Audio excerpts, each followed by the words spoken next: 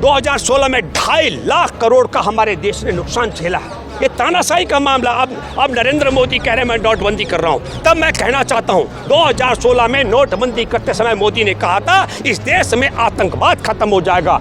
तब हम एक दावा करते हैं कि नरेंद्र मोदी ने कहा था कि आतंकवाद खत्म हो जाएगा, और 14 फरवरी 2019 को पुलवामा में जो आतंकी हमला करा करके हमारे जवानों की हत्या करा दी गई। इसको पूछना चाहिए कि जब नोटबंदी के बाद आतंकवाद खत्म होगा तो पुलवामा में जवानों की हत्या क्यों हुई। और ये सवाल इसलिए पूछना चाहिए क्योंकि हमारे देश में 4 राज्यों के राज्यपाल रह चुके सत्यपाल मलिक ने भी यह आरोप लगाया कि हमारे देश के प्रधानमंत्री और हमारे देश के राष्ट्रीय सुरक्षा सलाहकार अजीत डोभाल 2000 के नोट को इसलिए बंद किया गया। मैं आपके माध्यम से कहना चाहता हूँ दावे के साथ में, कर्नाटक में जिस हिसाब से इन्होंने 2-2000 के नोटों का वितरण किया, हर उसका नोट फेल हो गया।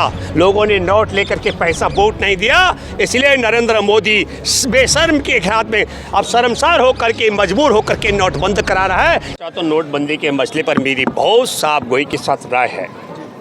हमारे देश में जो किसी देश के सबसे भयंकर दुश्मन के माध्यम से देश पर जो हमला हो सकता था, उससे भी घातक हमला नरेंद्र मोदी की सरकार ने, मोदी ने ताली बजा करके नोटबंदी करके 2.5 लाख करोड़ रुपए के नुकसान हमारे देश को झेलना पड़ा।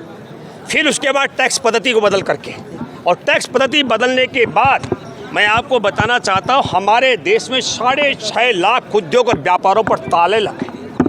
और आपको और बताना चाहता हूँ कि 132 हमारे देश में बिजली उत्पादन केंद्र बंद करने पड़े। दर्शकों से मैं कहना चाहता हूँ बिजली एक ऐसी उपज है कि जिसको आप संभाल के नहीं रख सकते हैं, तो उसको 132 बिजली उत्पादन इकाइयों को बंद करना पड़ा था।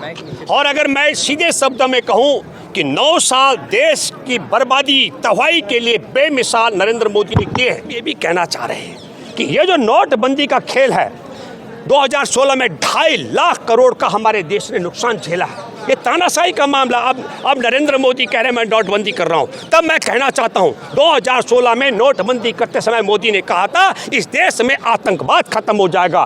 तब हम एक दावा करते हैं कि नरेंद्र मोदी ने कहा था कि आतंकवाद खत्म हो जाएगा, और 14 फरवरी 2019 को पुलवामा में जो आतंकी हमला करा करके हमारे जवानों की हत्या करा दी गई। जब नोटबंदी से आतंकवाद खत्म हो गया था तो वह आतंकियों को फाइनेंस किसने किया। इसका मतलब है कि ये 1500 के नोट बंद करके 2000 में तब्दील करके या तो नोटों की बड़ी गड्डी सरकार ने वहाँ पहुँचाई है। और मोदी को बताना चाहिए, देश को पूछना चाहिए कि जब नोटबंदी के बाद आतंकवाद खत्म होगा तो पुलवामा में जवानों की हत्या क्यों हुई। और ये सवाल इसलिए पूछना चाहिए क्योंकि हमारे देश में 4 राज्यों के राज्यपाल रह चुके सत्यपाल मलिक ने भी यह आरोप लगाया कि हमारे देश के प्रधानमंत्री और हमारे देश के राष्ट्रीय सुरक्षा सलाहकार अजीत डोभाल, और यही नहीं हमारे देश के जनरल रह चुके मानिक शाह ने भी कहा कि माफ़ी मांगनी चाहिए मोदी को, माफ़ी मांगनी चाहिए हमारे देश के राष्ट्रीय सुरक्षा सलाहकार को उन जवानों की हत्या को लेकर के। तब मैं ये दावे के साथ मैं कह सकता हूँ, चाहे वह पुलवामा में जवानों की हत्या का मामला हो, चाहे तालाबंदी करके, हम आपको बताना चाहते हैं मैंने तब भी दावा किया था। मैंने कहा था कोरोना काल के भी, जब कोरोना की बात थी, मैंने अपनी देह पर टीका नहीं लगवाया, मोदी सरकार जानती है। हमने ना तो शारीरिक दूरी का पालन किया। हमारे किसान आंदोलन में आपने देखा हमारा डेरा था चारों तरफ पड़ा दिल्ली के अंदर, शिंगो बॉर्डर से लेकर टिकरी बॉर्डर से लेकर के, आप समझ रहे हैं। हम ये कहना चाहते हैं कि अगर देश में तालाबंदी करके कोरोना का विस्तार रोकना था तो नरेंद्र मोदी से पूछा जाना चाहिए कि भारत में 12 वर्ष की आयु तक के 96% बच्चों में कोरोना होने के बाद एंटीबॉडी कैसे पाए गए। इसका मतलब है कि लॉकडाउन से कोरोना नहीं रुका, लेकिन लॉकडाउन के बाद में क्या हुआ, खुले आसमान के नीचे हमारे मजदूरों के बच्चों ने, गरीबों की महिलाओं की पत्नियों ने खुले आसमान के नीचे चलते चलते बच्चों को जने हैं। आपको मालूम होगा। लेकिन अब ये 2000 की जो नोट बंद हुए तो वो मास्टर स्ट्रोक बताया जा रहा है। देखिए मास्टर स्ट्रोक तो इसका 450 मामले में तालाबंदी भी कोरोना काल में मास्टर स्ट्रोक बताया गया था। 2016 में 2.5 लाख करोड़ का नुकसान देश को झेलना पड़ा, उसको ही मास्टर स्ट्रोक बताया गया था। अब 2000 के नोट को इसलिए बंद किया गया। मैं आपके माध्यम से कहना चाहता हूँ दावे के साथ में, कर्नाटक में जिस हिसाब से इन्होंने 2-2 हज़ार के नोटों का वितरण किया, हर उसका नोट फेल हो गया, लोगों ने नोट लेकर के पैसा वोट नहीं दिया, इसलिए नरेंद्र मोदी बेशर्म के हाथ में अब शर्मसार होकर के मजबूर होकर के नोट बंद करा रहा है कि 2000 नोट भी नहीं चल पाया, 2000 का नोट भी नहीं चला। आपने देखा होगा कि बजरंगबली भी नहीं चला, बजरंगबली में ठोकर मार दिया, नोट भी इनको धोखा दे गए 2000 के।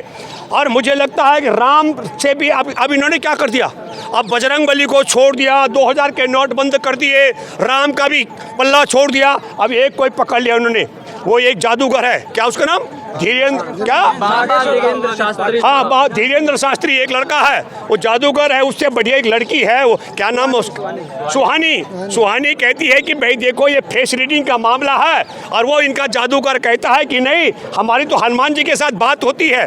तो अब हनुमान जी के साथ अगर बात करने वाला वो धीरेन्द्र शास्त्री इनका है, तो धीरेन्द्र शास्त्री को ये बताना चाहिए था कि नरेंद्र मोदी तुम्हारी हनुमान सुनवाई करना बंद कर दिए, मूर्ख तुम उनका नाम लेना बंद कर दो। वो तो अरे भाई, मैं आपके माध्यम से गंभीरता से कहा जा रहा है कि मतलब एक भ्रष्टाचार खत्म करने की, काला धन वापस लाने की एक प्रक्रिया शुरू हो गई है इस तरीके से। नहीं, एक बात बताइए यार, नहीं कौन सी प्रक्रिया और कब प्रक्रिया शुरू होती है और कब खत्म होती है? नरेंद्र मोदी जब आया था तो ये वादा करके आया था सत्ता में कि मैं काला धन वापस लाने वाला हूँ, सबके खाते में 15-15 लाख जमा कराने वाला हूँ, किसानों को लाभकारी मूल्य देने वाला हूँ, सबके अच्छे दिन लाने वाला हूँ। हमारे देश में हुआ क्या? किसान सड़कों पर, आपने देखा बेटियां सड़कों पर, आपने देखा बेरोजगार 45 करोड़ बेरोजगार सड़कों पर, आपने देखा हमारे देश के भूतपूर्व सैनिक सड़कों पर।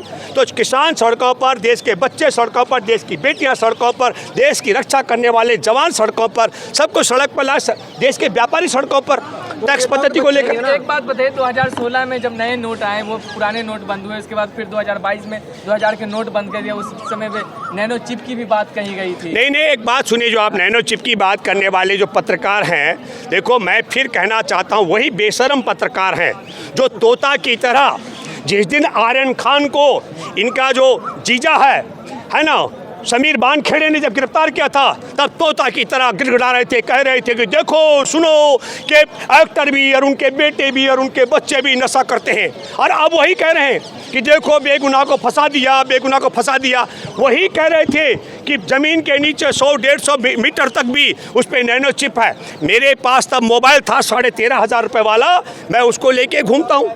अभी मेरे पास है A52 है ना गैलेक्सी का, मैं ऐसा लेकर घूमता हूँ, नेटवर्क काम नहीं करता MTNL का। मैं सच्चाई बता रहा हूँ आपको, आपके माध्यम से गंभीरता से कह रहा हूँ। मेरा विजय बिहार में जो घर है तो MTNL का नेटवर्क काम नहीं करता है। और भाई कई लोगों का मैं देख रहा हूँ सोशल मीडिया पे, उन्होंने कहा साहब हमने 2000 के नोट का टुकड़ा करके देखा, उसमें कहीं चिप मिली नहीं है।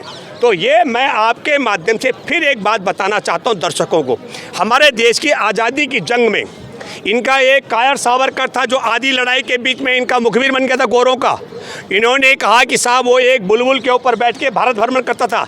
जिस तरीके से वो बुलबुल के ऊपर एक इंसान भारत भ्रमण कर सकता है, ठीक उसी तरीके से 500 और 1000 के नोट बंद करके आतंकवाद पर विराम लगाने की बात, आतंकवाद खत्म करने की बात करके पुलवामा में आतंकी हमले में जवानों को बर्बाद जा सकता है। उसी तरीके से जैसे बुलबुल के ऊपर आदमी को घुमा सकते हैं आप भारत भ्रमण में, वैसे ही आप बता सकते हैं कि 2000 के नोट में नैनो चिप थी। उसी तरीके से फिर 2022 में कर्नाटक में 2-2 के नोट बांटने पर, बजरंगबली का नारा लगाने पर जब आप दोनों फेल हो जाओ, तो अब आप एक है कि भाई वो दावा करता है कि मैं बजरंगबली का भक्त हूँ, बजरंगबली मेरी बात सुनते हैं, मैं सीधा संवाद करता हूँ। अब उसकी शरण में चले गए। देशवासियों को सोचना चाहिए कि इनकी बात ना बजरंगबली सुनता है, ना इनकी बात राम भली सुन रहे हैं, ना इनके 2-2 के नोट चल पा रहे हैं। इसलिए नोटबंदी करा के मैं फिर कहना चाहता हूँ, क्योंकि ध्यान भटकाने का यह षड्यंत्र है। क्या षड्यंत्र? झटका लगा कि नहीं? तीन बड़े कारण है। देखिए ये मास्टर को, इनका मास्टर स्ट्रोक क्या है, ये बेटियां बैठियां 28 दिन से धरने पर, इससे ध्यान भटकाने का षड्यंत्र है। 2, हमारे देश के 4 राज्यों के राज्यपाल सत्यपाल मलिक ने कहा पुलवामा में जवान मरवा दिए, हत्या करवाई जवानों के, 40 जवानों के, इससे ध्यान भटकाने का षड्यंत्र है। और तीसरा महत्वपूर्ण ध्यान भटकाने का है, हमारे देश के सामरिक दृष्टि से बंदरगाह, एयरपोर्ट और हवाई क्या कहते हैं रेलवे लाइन और हमारे जो हथियार बनाने की कंपनियां चीनी का एक नागरिक है चांग चुंग लिंग, उसके साझेदार गौतम अदानी को बेचने का जो षड्यंत्र से ध्यान भटकाने का षड्यंत्र है। और हमारे देश की 45 करोड़ आबादी, इस समय जो आबादी कह रहा हूं मैं, युवाओं की जो बेरोजगारी की कतार में खड़ी है, हमारे देश के आपको मालूम है कि वो उन्होंने रोजगार की इच्छा ही त्याग दी है। ऐसी स्थिति देश के अंदर हो गई है। इन सब मुद्दों से ध्यान भटकाने का हम सब लोगों को पूछना चाहिए। लास्ट बात, नरेंद्र मोदी ने कहा था कि मैं हर साल 2 करोड़ को रोजगार दूंगा, और 9 साल में अब पता लगा कुछ हजार लोगों को वो नियुक्ति पत्र बांट रहे हैं। इन सब मुद्दों से ध्यान भटकाने का षड्यंत्र है, इसलिए नोटबंदी की जा रही है। लेकिन नोटबंदी तो जापान चलेगा ना अभी तो नहीं, मोदी एक मोदी का खासियत है। मोदी पहले भी जो है नोटबंदी करके जापान गया था। मुझे लगता है उसको अपना रिश्ता बताना चाहिए, क्या खेल है। तब मोदी ने वहाँ कहा था कि जिनकी बेटियों की शादी है वो रुपए के लिए तरसने लग गए हैं, और अब मोदी 2000 के नोटबंदी करा करके भी जापान जा रहा है। ये भी एक षड्यंत्र का खेल हो सकता है।